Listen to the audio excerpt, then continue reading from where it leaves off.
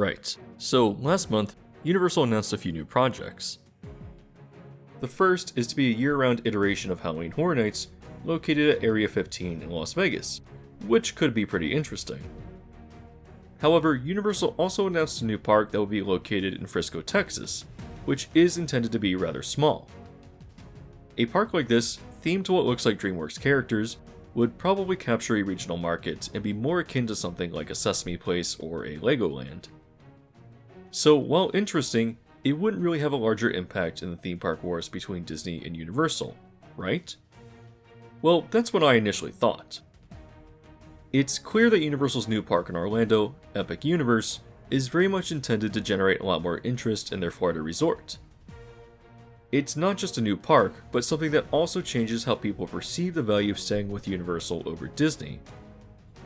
For a lot of people who tack on Universal parks as a 1 or 2 day side trip to a Disney-focused vacation, the resort's rapid expansion of hotels over the last decade, in conjunction with the opening of Volcano Bay and now Epic Universe, with its own slate of hotels, will certainly change how people perceive it as a destination.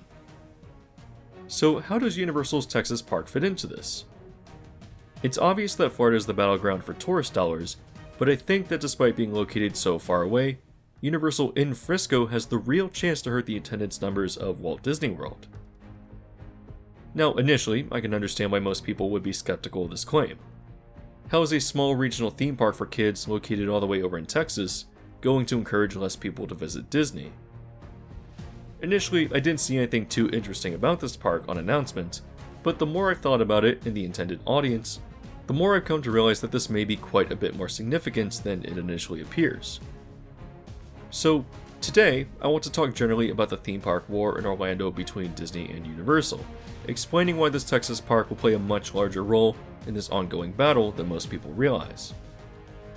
It's fascinating to watch Universal play the long game and play it so well. So let's take a look into how a small regional theme park for children could actually inflict substantial damage to Disney's Orlando parks.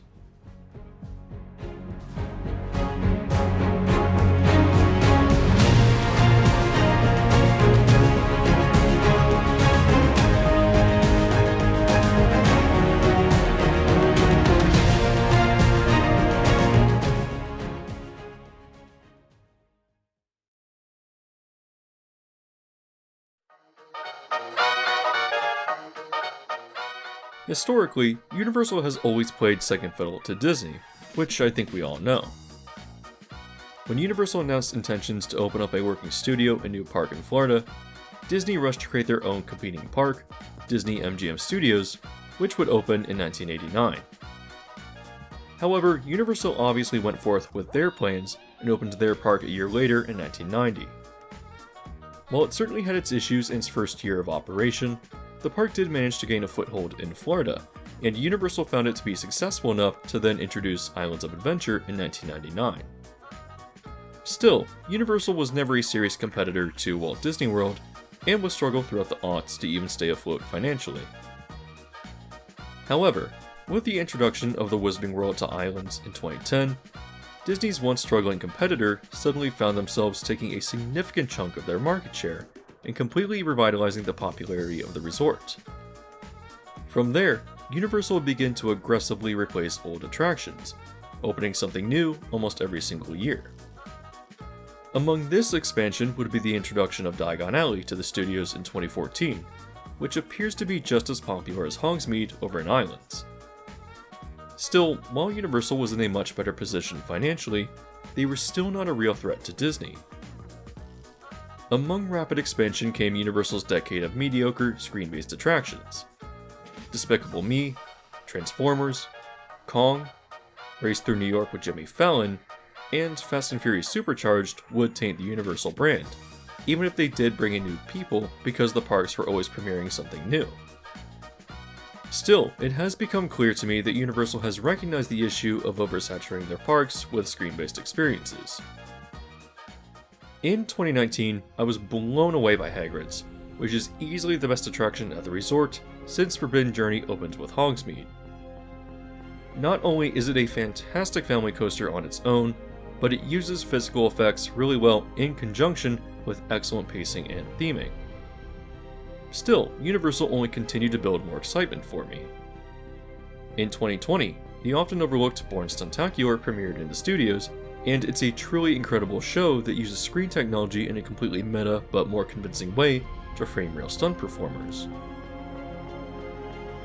In 2019, Universal Hollywood reopened their Jurassic Park ride with a new Jurassic World re-theme, and while not great as it existed in an unfinished state, it would return in 2021 fully completed as an incredible attraction that improves on the previous iteration. In the same year, The Secret Life of Pets Off the Leash would open in the park as well, and while I've seen a lot of people dismiss it as something for kids, I think it's incredible from an attraction design perspective. The abundance of detail throughout every scene makes it feel like something produced by Disney or Universal 30 years ago. It may move slow, but there's a ton of rewritability as you continue to notice new details every single time. In addition to all of this, I know that there's been a lot of criticism of Super Nintendo World, which I've addressed previously in another video, but I actually think it's a stellar example of great attraction and land design, despite a vocal minority really trying to tear down Mario Kart for not meeting an unrealistic expectation. I could go on, speaking about the Velocicoaster in Islands, or the astounding Jurassic World adventure in Beijing. The point is, Universal is really winning me over creatively in a way that Disney has not been doing for a long time. Now of course, this isn't enough on its own to really compete with Disney in a significant way. Realistically, I don't see Universal Hollywood ever topping Disneyland, as that park itself is such a significant cultural staple and source of pride for Southern California. Also, it easily tops any other Disney park in the United States in terms of charm, quality, and quantity of attractions. So, while Universal Hollywood has premiered some incredible rides, in conjunction with their pretty well received but smaller version of Super Nintendo World, I think that at the very least, they're aiming to draw a lot more attendance to their park. There have been a number of interesting rumors for the next decade of the park, in addition to a pretty prominent leak of an intense Fast and Furious themed coaster that should travel up and down the mountainside in its future. So, I think it's clear that while not a real competitor to Disneyland Resort, they can certainly benefit financially from such aggressive expansion and quality attractions. However, Florida is a completely different beast. While Universal has revealed to us quite the slate of impressive attractions, we haven't really seen much in the way of changes here, at least not yet. However, if Epic Universe continues this trend of impressive attraction and land design, which I think it certainly will, this could create massive problems for Disney.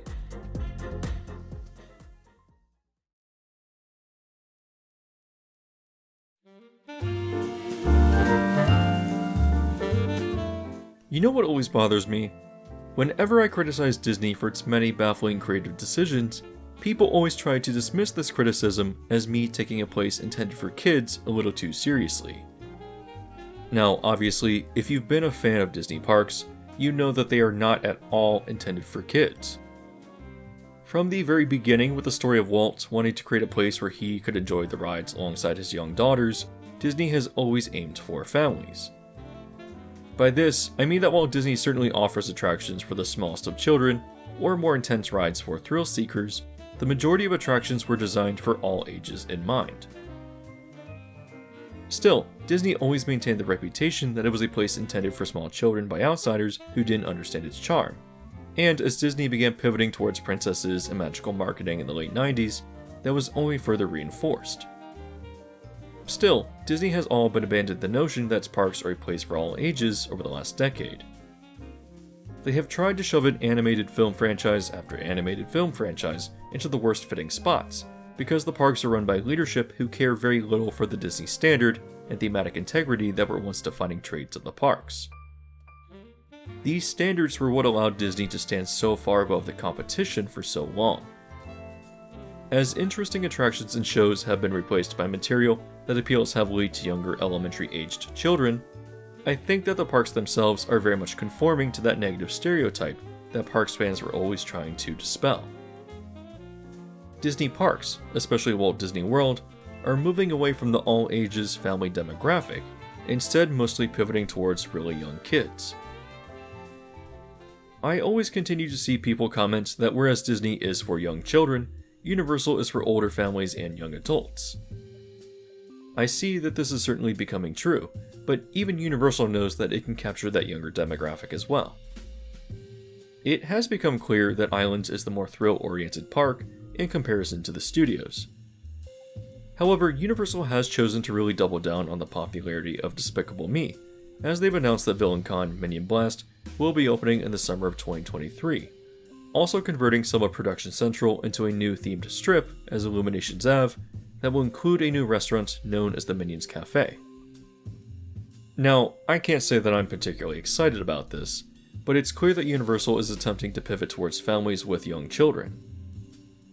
In addition, the park also closed the Dated Kid Zone this year, strongly teasing that it will be rethemed to feature DreamWorks properties and likely reopening in 2024.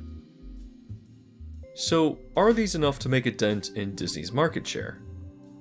Well, definitely not, at least by themselves. However, in the larger context of how Universal is playing the long game and transforming its resort, small additions like these can actually make a pretty significant difference. Think about how Universal has been expanding for the last decade. Even with their limited space, they have built 5 pretty sizable hotels as the Wizarding World and other park expansions continue to draw in more and more people. In 2017, they also opened the impressive Volcano Bay, which is a great add-on for people staying multiple days on property. Still, while Universal did increase on-site capacity, and Volcano Bay itself feels like it added quite a bit to the resort, most people on vacation still perceive Disney as the primary destination, with Universal as a side trip. What all of this is aiming to do is put the infrastructure in place for Epic Universe, which will definitely change consumer perceptions on Universal as a multi-day resort. Universal is hedging on not just popular properties like Nintendo, Universal Monsters, expansion to the Wizarding World, and an impressively themed land based around the How to Train Your Dragon franchise, but they're really aiming to completely wow people with how ambitious the park is.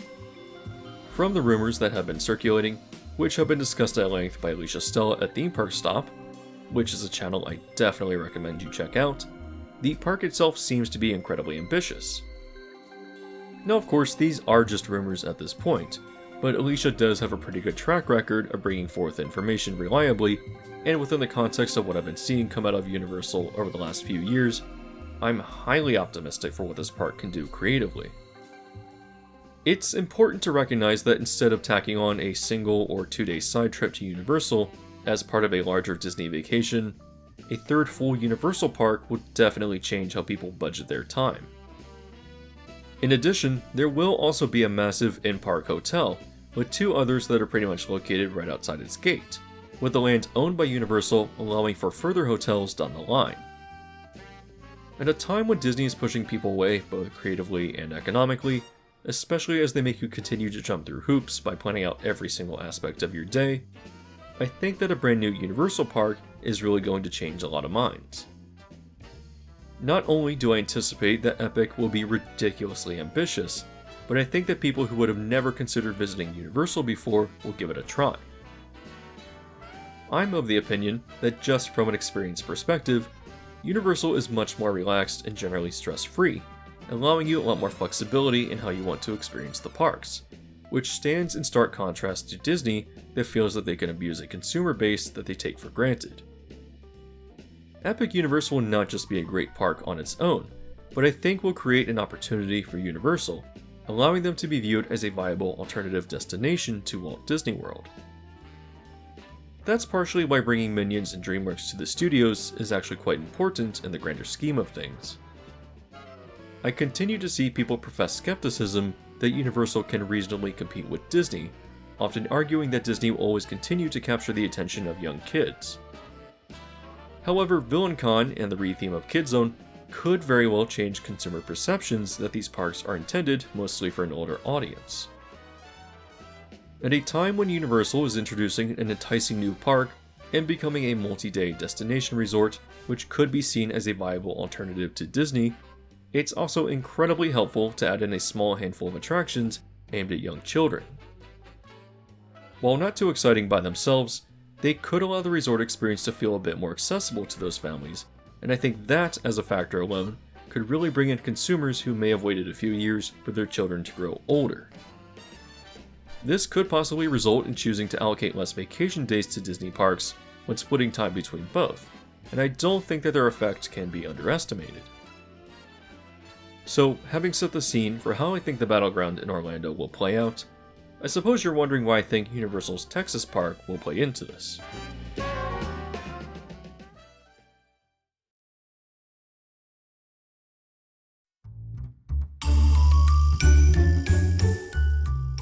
While I think that adding the Minions and DreamWorks to the studios in Florida won't have a direct effect on Disney attendance on their own, I do think that the Texas park will have an impact that most people won't expect. There have been calls for years for Disney to build a park somewhere in Texas, drawing in Americans that were not on the coasts.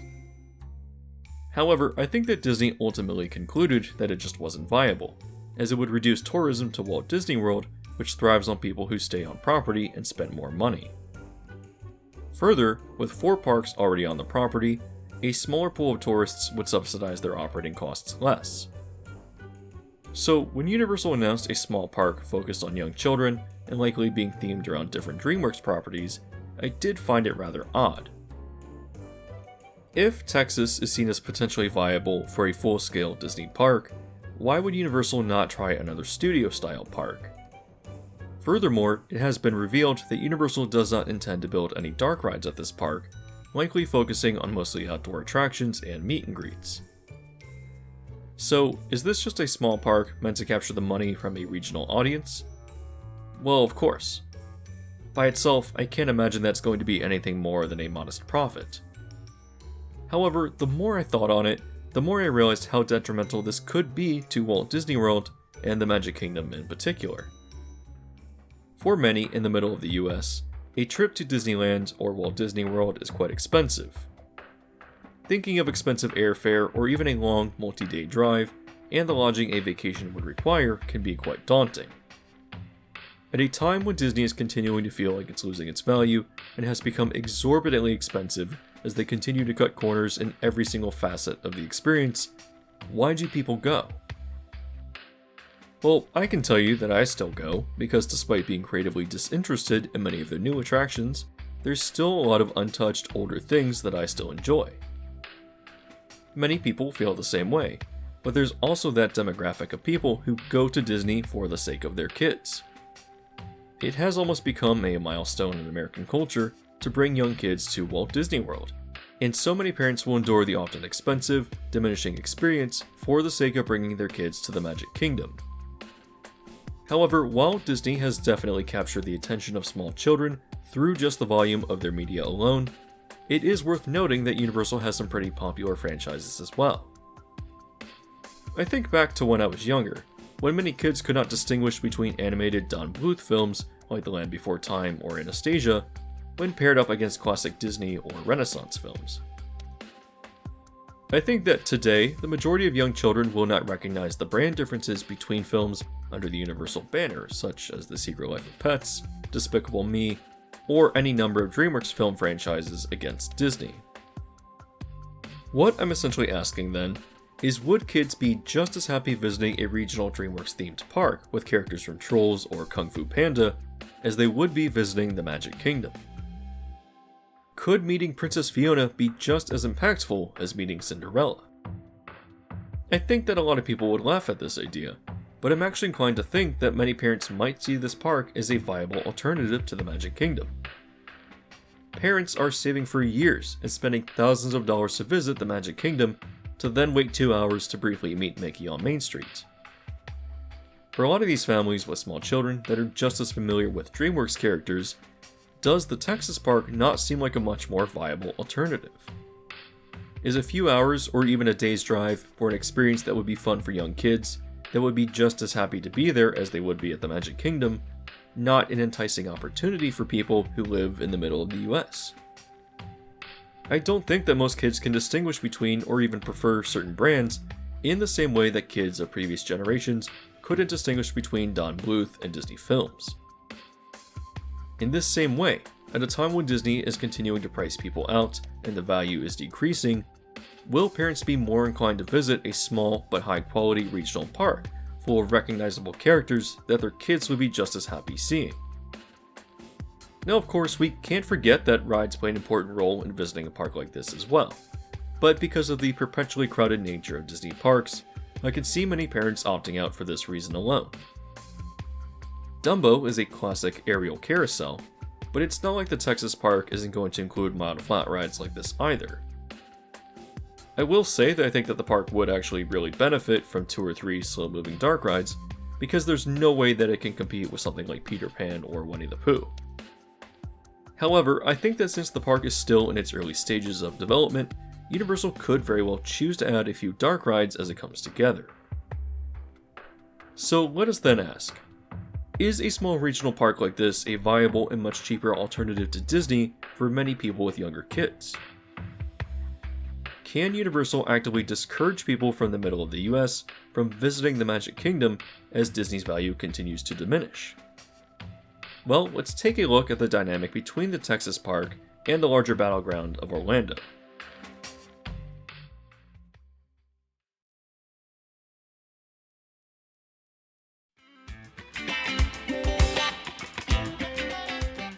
At this point, I'm really just speculating.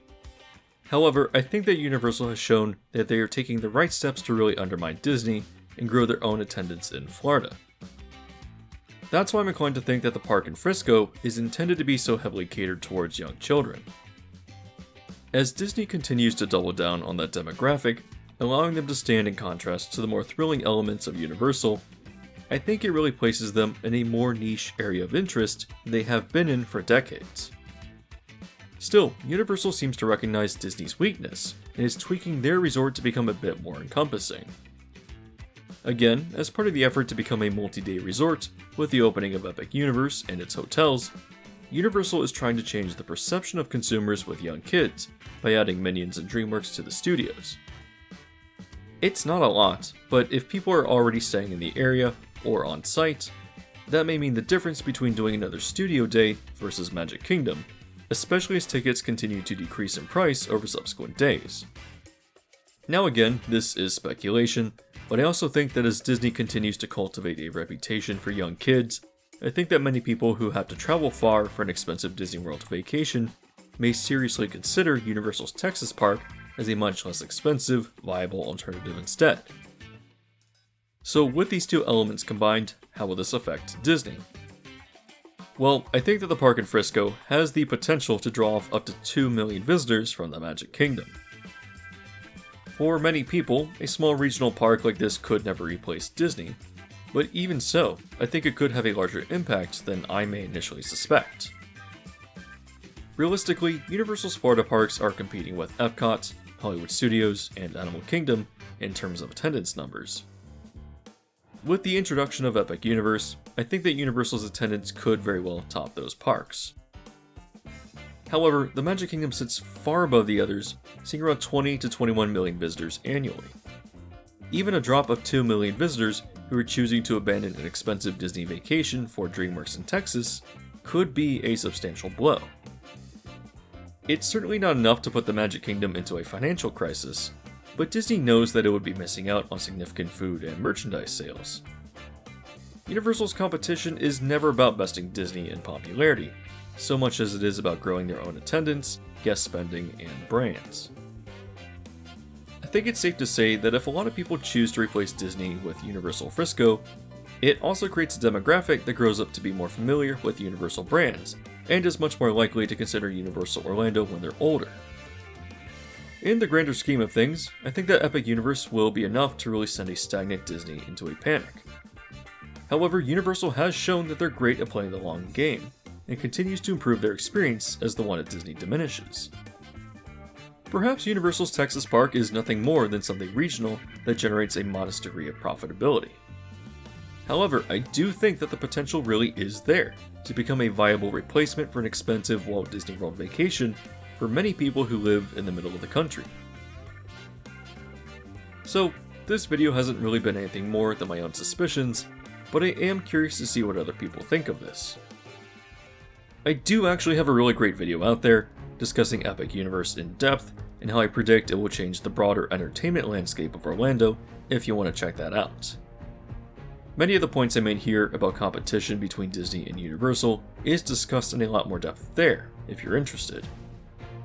However, if you enjoyed a video like this, even if a little lighter on the content, you can do me a favor and hit the like button.